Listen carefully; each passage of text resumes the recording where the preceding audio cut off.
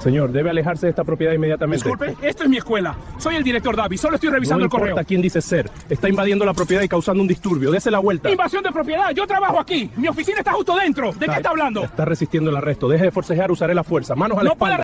El sol de la mañana proyectable largas sombras. Sobre el estacionamiento de la escuela secundaria Jefferson Heights, mientras el agente Michael Garrett estacionaba.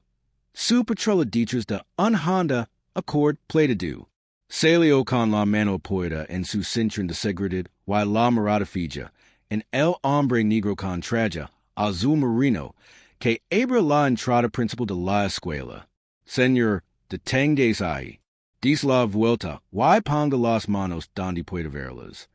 El hombre así giro, con las leves en la mano, y la confusión se extendía por su rostro. Lo siento, agente. ¿Hay algún problema? La voz del agente Garrett en dericio. Dije que las manos donde puede verlas. Ahora, el agente Michael James Garrett levaba 14 años en el departamento del sheriff del condado de Fulton.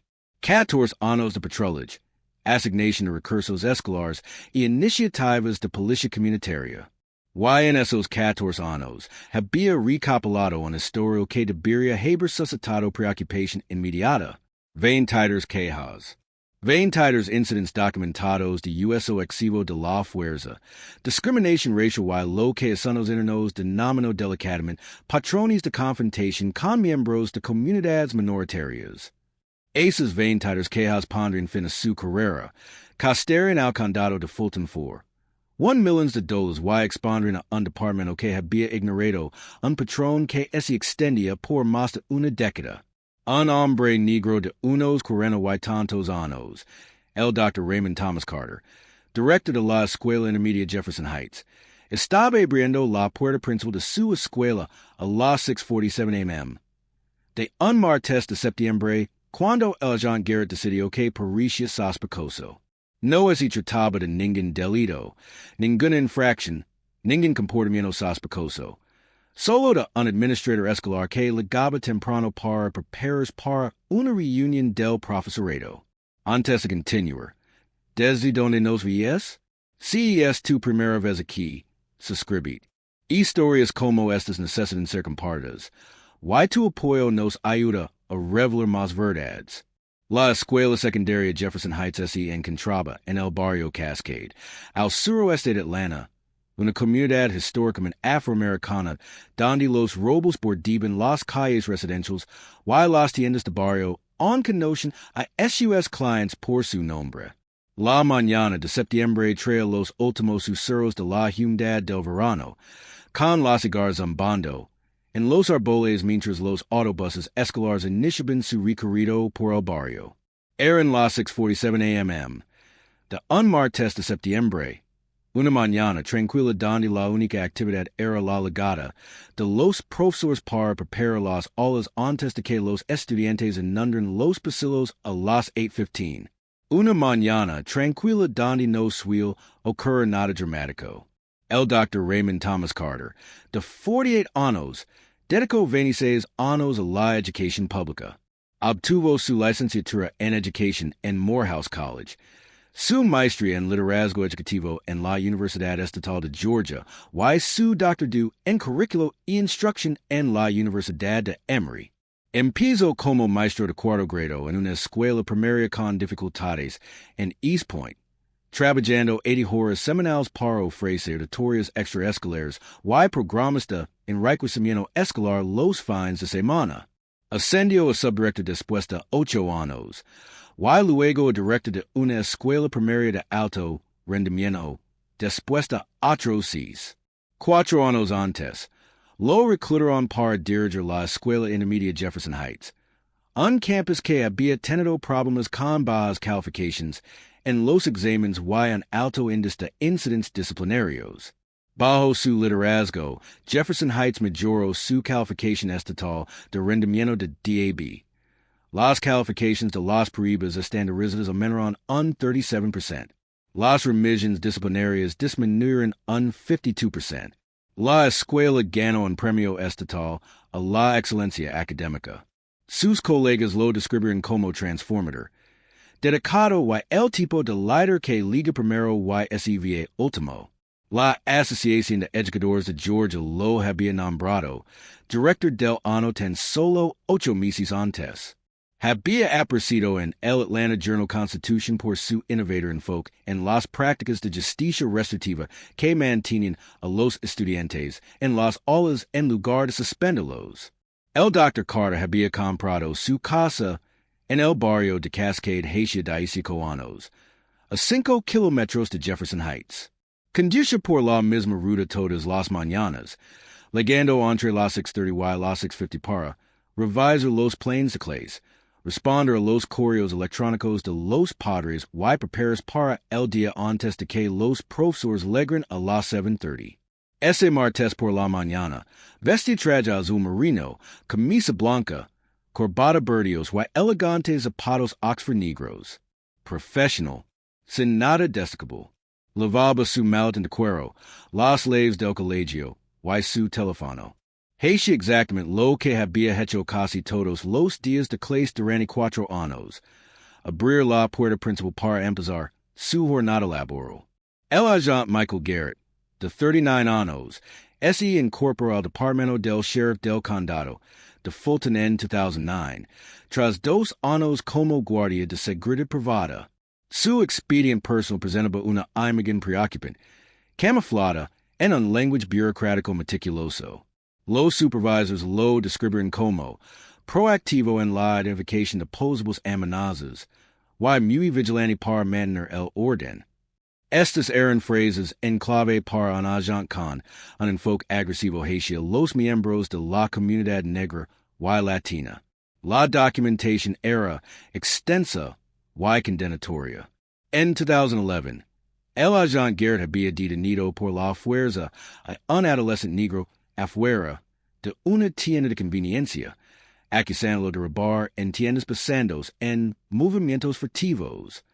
El adolescente había estado esperando que su madre terminara de comprar. No se encontró mercancía robada. La familia presentó una denuncia. Garrett recibió asesoramiento verbal y capacitación sobre concientización sobre la diversidad. En 2014, el agente Garrett había detenido y registrado a un hombre latino que caminaba por un parque, alegando que el hombre coincidía con la descripción de un sospechoso en un incidente no relacionado. La descripción era varón hispano, ropa oscura. El hombre era un empleado de parques del condado en su hora de almuerzo, vestido con un uniforme del departamento de parques con su nombre bordado en la camisa. Se presentó una denuncia. Garrett recibió capacitación adicional sobre los estándares de sospecha razonable. En 2017, el agente Garrett había usado una pistola eléctrica contra una mujer negra durante una parada de tráfico después de que ella cuestionara por qué la habían detenido. La mujer era enferma y salía de un turno de noche. Posteriormente se determinó que la parada fue sin causa. La mujer sufrió lesiones que requieren atención en urgencias. Se admitió la denuncia. Garrett recibió una suspensión de 3 días y capacitación obligatoria para desescalar la situación. En 2019, el agente Garrett arrestó a un ministro negro frente a su propia iglesia, alegando que estaba invadiendo la propiedad privada. El ministro había estado abriendo las puertas de la iglesia para el servicio de oración matutino. Los cargos se retiraron en 48 horas. Se presentó la denuncia. Garrett recibió capacitación correctiva sobre policía comunitaria. El patrón era claro. La documentación era extensa. Pero, de alguna manera, Michael Garrett seguía patrulando en puestos que le permiten interactuar con el público, capaz de tomar decisiones sobre quién pertenecía a sus comunidades y quién no. Las evaluaciones de los supervisors indicaban que estaba orientado a los resultados, pero a veces carecía de conciencia cultural y habilidades de comunicación interpersonal, un lenguaje burocrático que implicaba que discriminaba a miembros de comunidades minoritarias, pero tenía una alta tasa de arrestos. Y esas notas nunca se tradujeron en consecuencias significativas. Nunca resultaron en una resignación. Nunca desencadenaron la rendición de cuentas que podría haber evitado lo que sucedió aquella mañana de septiembre. El agente Garrett había sido asignado a patrullar los alrededores de la escuela intermedia Jefferson Heights como parte de la iniciativa de seguridad escolar del departamento, un programa diseñado para aumentar la visibilidad de las fuerzas del orden cerca de los campus educativos durante las horas de la gata matutinas. Pasaba por delante de la escuela a las 6:45 a.m. Cuando vio el Honda Accord Plateado del Dr. Carter entrar en el estacionamiento del personal. Para Garrett, este perfil encajaba perfectamente. Un hombre negro en un costa lujo ligaba a una escuela antes del horario oficial. No había estudiantes presentes. No se veía ningún otro miembro del personal. Esta era su especialidad. El Dr. Raymond Carter estaba haciendo exactamente lo que había hecho cientos de veces. Estacionó en su espacio designado para el director, claramente marcado con un cartel con su nombre. Recogió su maletín del asiento del copiloto. Camino hacia la entrada principal, con las llaves en la mano, repasando la agenda de la reunión de profesores de las 7:30 sobre las próximas conferencias de padres y maestros. Tenía todo el derecho legal de estar allí. Era el director. Era su escuela. Pero el agente Garrett vio algo diferente. Garrett estacionó su patrulla justo detrás del Honda del Dr. Carter, bloqueándolo. Salió rápidamente del vehículo, con la mano en el cinturón de seguridad, en una postura diseñada para intimidar. Señor, deténgase ahí. De la vuelta y ponga las manos donde pueda verlas. ¿Crees que los agentes del orden deberían verificar la identidad y el propósito de las personas en esos lugares de trabajo antes de dar órdenes y hacer acusaciones? Deja tu respuesta a continuación. El Dr. Carter se apartó de la puerta, con las llaves en la mano derecha y una genuina confusión en el rostro. Lavaba 10 años como administrador escolar. Había trabajado con agentes de recursos escolares, colaborado con las fuerzas del orden en protocolos de seguridad y forjado relaciones con los agentes que visitaban los campus para las jornadas de orientación profesional. Esto era diferente. Esto le parecía extraño. Disculpa, agente. ¿Hay algún problema? Levanta las manos. Suelta lo que tienes en la mano. El Dr. Carter dejó cuidadosamente su maletín en el suelo. Levantó ambas manos, con las llaves colgando de sus dedos. Su voz se mantuvo tranquila, controlada. El tono que usaba para calmar los conflictos entre estudiantes. Oficial, soy el Dr. Raymond Carter. Soy el director de esta escuela. Estoy abriendo el edificio para comenzar mi jornada laboral. Claro que sí. Todos dicen que trabajan aquí. Trabajo aquí. Esta es mi escuela. Ese es mi espacio de estacionamiento, con mi nombre en el letrero. El agente Garrett apenas miró el cartel de estacionamiento. Los espacios de estacionamiento no prueban nada. Cualquiera puede estacionar donde quiera. El Dr. Carter buscó lentamente su billetera en el bolsillo interior de su chaqueta, moviéndola con cuidado para evitar cualquier malinterpretación. Tengo mi credencial de la escuela aquí mismo. Y mi licencia de conducir. Meten las manos donde pueda verlas. La voz de Garrett se intensificó, y su mano se dirigió a su arma. Solo voy a buscar mi identificación para que sepas quién soy. El Dr. Carter sacó su credencial escolar, la tarjeta plastificada con su foto, su nombre y el título de director claramente visible. La levantó. V.S. Dr. Raymond Carter, director de la escuela intermedia Jefferson Heights. Garrett se acercó, encerrando los ojos para ver la placa, y su parcialidad anuló la evidencia que tenía delante. Esas placas son fáciles de falsificar o derribar. Official, Esta es una tarjeta de identificación oficial de las escuelas del condado, de Fulton con un holograma, de seguridad y mi fotografía. No me importa cómo se vea. No deberías estar aquí tan temprano. Lego temprano todos los días. Soy la directora. Abro el edificio todas las mañanas. Eso diría alguien que entra a robar. El Dr. Carter sintió que lo invadía el cansancio habitual, el cansancio que le produce tener que demostrar su derecho a existir en su propio espacio. Sacó su licencia de conducir, y la sostuvo junto a la placa de la escuela. Aquí está mi licencia. El mismo nombre. La misma foto. Vivo a 5 kilómetros de aquí. Llevo 4 años como director de esta escuela. De la vuelta y pon tus manos sobre el edificio. Official, no he cometido ningún delito. Estoy frente a mi escuela con mis leves, mi credential y mi licencia de conducir. ¿Qué causa probable tiene par de tener? La mention de causa probable prejuicio enfurecer on Garrett. Prisionó la radio. Aquí la unidad 47. Necesito refuerzos en la escuela secundaria Jefferson Heights. El seguido es niega cumplir órdenes legales. Par entonces, ya habían legado otros 2 miembros del personal. Lisa Rodríguez, profesor de matemáticas de séptimo grado, entró al estacionamiento y reconoció de inmediato al Dr. Carter y la problemática situación que ese estaba desarrollando. Aparcó rápidamente y se acercó, con voz firme pero urgente. Official, lo presentó al Dr. Carter. Es nuestro director. Garrett no es gyro para mirarla. Señora retroceda. Esto no lo incumbe.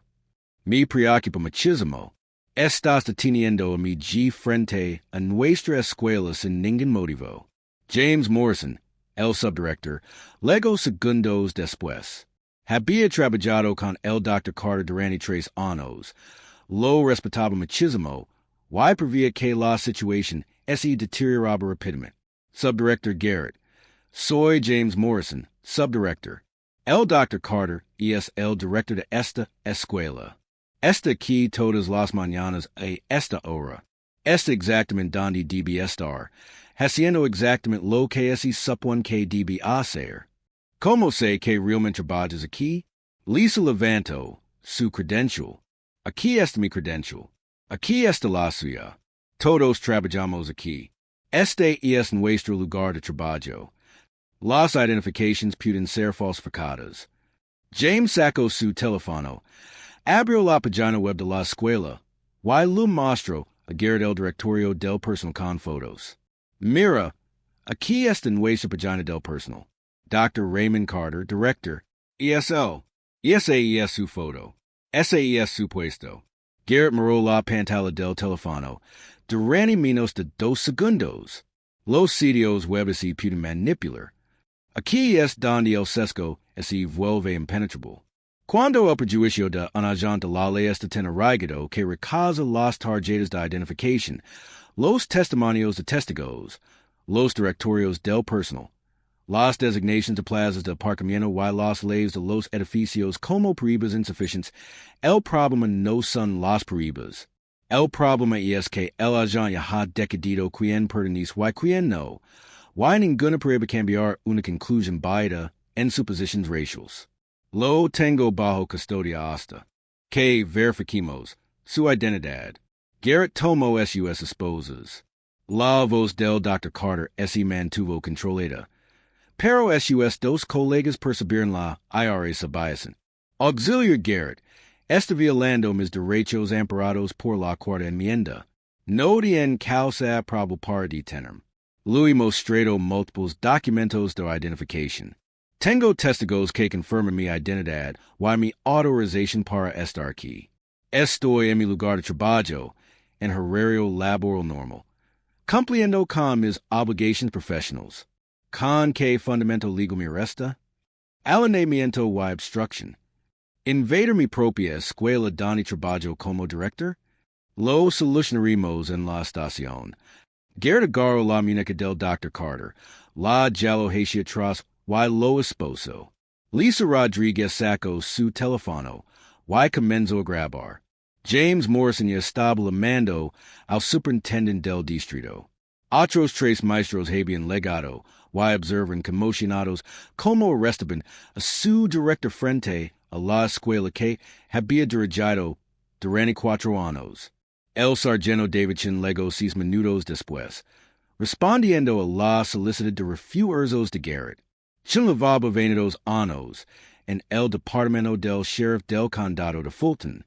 Había supervisado a Garrett durante los últimos 3 años. Y había aprobado múltiples quejas en su expediente personal, siempre con las mismas recomendations. Capacitación adicional, terapia verbal, entrenamiento documentado. Nunca suspension. Nunca resignación. Nunca consecuencias que pudieran cambiar el comportamiento. El sargento chin evaluó la escena rápidamente.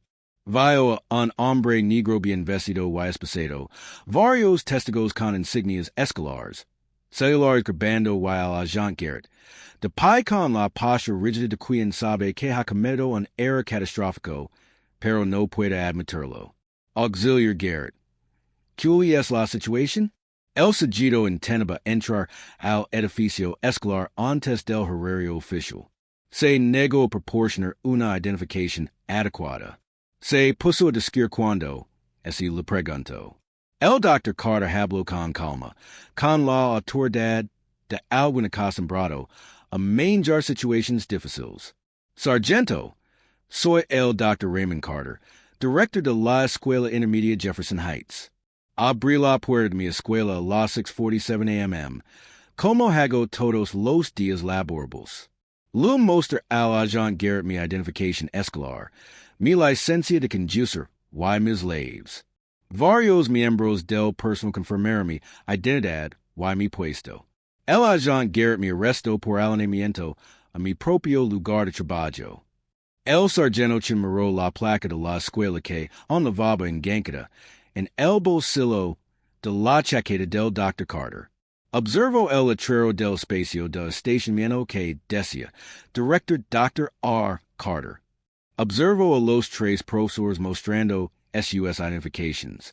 Saco su teléfono y hizo una búsqueda de 30 segundos en Google que le mostró artículos sobre el premio al Director del Año del Dr. Carter, con fotografías incluidas. Su expresión pasó de una evaluación neutral a una furia apenas disimulada. Se gyro hacia Garrett. Quitali las esposas.